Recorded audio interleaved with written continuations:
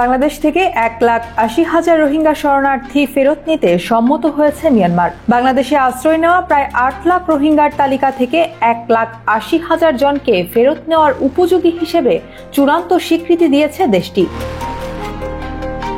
2018 সাল থেকে 2020 সালের মধ্যে বাংলাদেশ এই তালিকা 6 ধাপে মিয়ানমারকে প্রদান করে।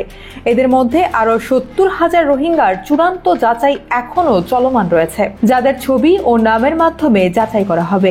যাচাই প্রক্রিয়া সম্পূর্ণ হলে এদের ভাগ্যও নির্ধারণ হবে।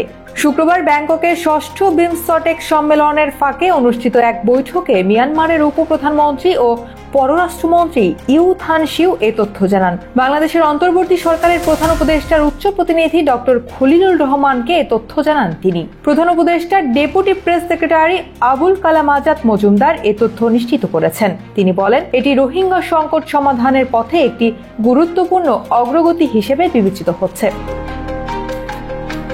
কারণ এই প্রথমবারের মতো এত বড় সংখ্যক রোহিঙ্গার প্রত্যাবাসনের বিষয়ে মিয়ানমার সরকার আনুষ্ঠানিকভাবে নিশ্চিত করল।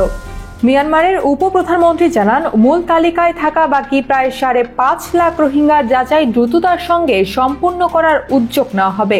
বৈঠকে ডক্টর খলিলুর রহমান মিয়ানমারের সাম্প্রতিক ভূমিকম্পে ক্ষতিগ্রস্তদের জন্য শোক প্রকাশ করেন। বাংলাদেশ সরকারের পক্ষ থেকে আরও মানবিক সহায়তা পাঠানোর আগ্রহ ব্যক্ত করেন তিনি।